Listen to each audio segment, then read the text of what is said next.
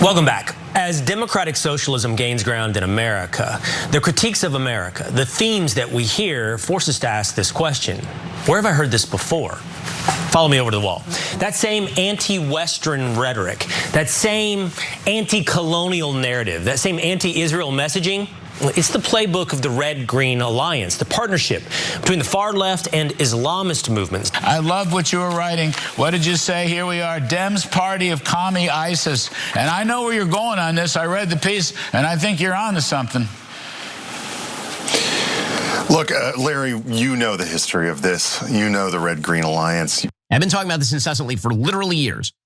For many, many years, actually. The crossover between the radical Islamists who hate the West and want to see it ripped down, and the radical commies who want to see the West ripped down for the same reason. These Islamist movements that are devouring the Democrat Party, and they have obviously teamed up with this whole Marxist ideology. I know people call it the Red-Green Alliance. I wish they'd stop that because most people don't know what that means. Right, this is a Red-Green Alliance, as I've highlighted numerous times on my show. So you got the red, the communism, or if you want to call it socialism. I think that the appropriate term is communist. These people are openly communist. But what they're missing in the GOP is the green, the Islam, the clearly and very overtly pro-Islamic jihad element of the Democrat Party's unholy alliance, right, with these communists. You now have the Red-Green Alliance of the Islamists, who I don't support in the final equation, with the communists, and they are openly, their platform is destroy Israel, which I don't want Israel destroyed, but now in the position, Israel is so villainous with its leadership that it's the most unpopular country in the world, and everything is flipped, and then Israel says, the leaders, we don't care, we're rolling the dice to full war, we're on the US side, everybody else is Hitler. I like how the first guy was like, where have we heard this before? My guess is your Israeli handler. That's where you heard it before. All of Israel first saying the same exact talking point at the same exact time as usual. Now we're gonna tell you why they've gone with this absurd idea of this Red-Green Alliance and why it's absurd and provably, empirically moronic. So we're gonna explain all of the propaganda, hasbara, to you throughout this story. Sharon has the details first. Yeah, Cenk. So what is the Red-Green Alliance? Well, according to the people pushing it, it's a secret pact between communists and Islamists to take over America. Red for Marxist, green for Muslim. Doesn't exist, of course, but that's just a minor detail. On Fox, Will Cain, you heard it, laid out the whole frame. Democratic socialism on the rise, Red Scare hook, he defined as the partnership between the far left and Islamist movements, despite their deep ideological differences. Now, then there was a Daily Wire piece titled "Democrats are officially the party of commie ISIS." Steve Bannon went further, calling New York's Mamdani a Marxist jihadist who should be denaturalized. Laura Loomer, who calls herself a proud Islamophobe, went on TV, proposed bringing back Trump's Muslim ban under a chyron that read Abdul el-Sayed, the new face of the Islamic takeover of America. So who are these supposed masterminds of this takeover? Well, two guys who just won elections. Zoran Mamdani, the mayor of New York City, who's always smiling, Abdul el-Sayed, who's a good rapper too, who just won Michigan's Democratic Senate primary. Here's the part they leave out. Mamdani is a Democratic socialist. El-Sayed, who backs things like universal health care, actually calls himself a capitalist. Neither one is an Islamist. Both go out of their way to say they want a pluralistic country with a clear separation between religion and the state. Their actual crime? Well, they're Muslim, of course. They won and they support Palestinian rights. How dare they? That's the whole trick. Take Muslims exercising normal political rights, running for office, winning, backing Palestinians, and repackage it as a civilizational threat. And they're not subtle about this either. Why the label matters, Mark Levine said it. I know people called it the Red-Green Alliance. I wish they would stop that because most people do not know what that means, the Marxist Islamist Alliance. And here's what makes this rather so obvious. The same crowd has been at each other's throats all year, of course, over the Iran war, Israel. But the second a Muslim progressive wins an election, they are suddenly in perfect lockstep, united. Why? Because they've got nothing else. You can't run on a good economy, of course. You don't have that. You can't run on a popular president, of course. His numbers are underwater, so you run on fear. And remember, it's just August, folks. The closer we get to the election, Cenk, the uglier things will get. Yep. So let's break it down more. Okay, so first on why we're telling you, it's absolutely absurd. So communists, first of all, are atheists. Going to be hard to make a deal with religious fundamentalists when you're an atheist. And the religious fundamentalists aren't going to be like, oh, you know what? We'll make an exception. We thought that, if it's Muslims, we thought that Allah was in charge, but maybe you guys are right and there is no Allah. Come on. Okay, so that doesn't make any sense at all. They're diametrically opposed. And if you believe that there's these radical Muslims who want to take over the world for Sharia law or whatever, do you think that they're going to go, just kidding, we'll let the communists take it? Or the communists who want to take over the world and for their own ideology at the end go, just kidding, let's just use the radical fundamentalist religious thing that we're 100% opposed to instead? Okay, I know they're not trying to make sense. I'm going to tell you why they're doing it in a second. But lastly, it's 100% imaginary. They've never pointed to a single meeting of someone who's actually a radical fundamentalist Muslim and a communist or a socialist. Never happened, not once, right? Like, was there a secret meeting in Islamabad that I missed? Or in Moscow that I missed, okay? No, there's no such thing. It's just 100% propaganda. Now, why do they do it? Because Israel has lost public opinion in America. But more importantly to them, they had already written off the left, and Israel has deduced, rightly or wrongly, that the left by itself does not have enough power to move American government at all. But the problem is if the left and the right join together, then Israel's got a real problem. And right now, the right wing has Israel getting more and more unpopular every day, especially among the young. They are already deeply disliked by Republicans under the age of 50. Look, we talk about rigged systems on this show every single day. Medicare is one of them. Not because the coverage doesn't matter, it matters a lot. We like Medicare, but because a lot of the people helping you pick a plan get paid more when they steer you towards certain plans. That's the whole game they're playing, and nobody tells you. That's why we work with Chapter, independent Medicare advisors. Honest because their incentives are honest. Their job is finding the right plan for you, not pushing whichever plan pays them the most. They compare every Medicare plan nationwide. And here's what independence actually looks like. If you're already on the best plan for you, they tell you that right away and hang up the phone. No upsell. But people who switch to Chapter have saved on average $1,100 on healthcare costs. And that's every year. That's real money, a lot of money. Chapter is free, it takes under 20 minutes, and it might be the one call this year where somebody's actually on your side. So call 805-201-2275. That's 805-201-2275.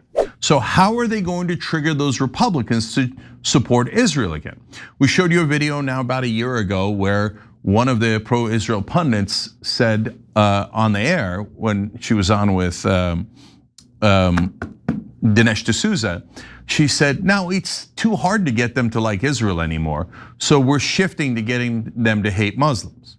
So then they've been trying that for over a year now. Hate the Muslims, radical Islamists, they're coming to kill you, terrorists, And look, unfortunately that has some history of working in, let's be honest, with the right wing in this country. Not all the right wing, no way. And guys, if you're on the left and you think everybody on the right hates Muslims, that's not true. Like, I'm gonna give you a funny example, but like too many of us on the left think that the right wing is all racist or fascist or whatever, right?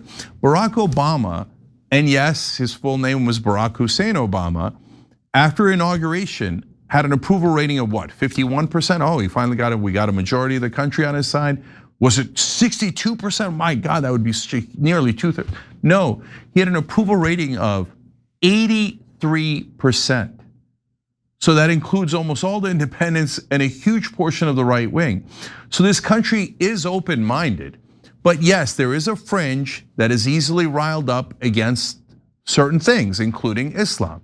So they want to go and stir up that hornet's nest. Now remember, oh, you like to hate, don't hate Israel. Hate the Muslims, hate the Muslims, hate the Muslims, hate the Muslims, attack them. And then afterwards, all the same Israel First guys will be like, oh, we're so concerned about bigotry. Everyone's an anti-Semite and they should all be severely punished for it. Well, should they be severely punished for being bigots against Muslims? No, that's an awesome thing. You should definitely be bigoted, just not against me, against them, right? But that didn't work enough. Why didn't it work enough? Because one of the things I point out to right wingers, and it's true, and that's why it's working, not because I'm saying it, but because it's obviously true, is I'm like, look, not all Muslim Americans, but most of the Muslim Americans running, you could trust them to not be agents of Israel. So they're at least going to fight for American sovereignty. And people are like, yeah, that makes sense. Yeah, that's true, because it's true. So now Muslim Americans are getting more and more votes, not less votes. So then it comes along a couple of candidates that won that are in favor of freeing Palestine. That doesn't mean they're Muslim, let alone radical Muslim, let alone Sharia law. No, they're just like, hey, I don't want to give my money to fund a genocide. So that's one of their issues. Their other issues are DSA, and so again, this is about a handful of guys, maybe about 5 people in the Democratic Party among the electeds, the candidates, etc. But okay, see this. So they're going in a socialist direction, not a communist direction, etc. And so Israel goes, aha, that's it. Especially the older Republicans, super easy to scare them about communists. So we'll say, oh, all the people that are saying you shouldn't fund Israel anymore? Communists. Oh, you know what? They're Islamist communists. There's the red and the green. Oh, you hate them, hate them, hate them, hate them, right? No, they're not winning because they're communists, and none of them are communists. And they're not even winning because they're democratic socialists, in my opinion. They're winning because, I mean, look, Angie Nixon's a great example. In Florida, she had almost no money. She was outspent 16 to 1 in terms of ads. She was outspent 36 to 1 in the Florida Democratic Senate primary, and she won anyway. I think the reason she won is because that race didn't get a lot of media attention. Everybody assumed that Alex Windman was going to win, but the only thing that people knew, the one differentiating factor was Windman was taking a ton of money from AIPAC, and Angie Nixon wasn't taking any money from AIPAC. I think that's why she won, because it's not like Sharon. This isn't even true of the left wing, let alone independents or the right wing. Like they have so many ludicrous propaganda that they throw out there. Oh, they love Palestinians so much. Some on the left are like, hey, let's treat everybody the same for sure. And I love that, and I'm part of that group. I want everybody to be equal. I don't think the Israelis are superior to the Palestinians, and I think we should treat them equally. But most of the people that are voting aren't necessarily in that camp. They don't disagree with that camp, right? But they're mainly in the camp of, wait, why is Papua New Guinea running us, right?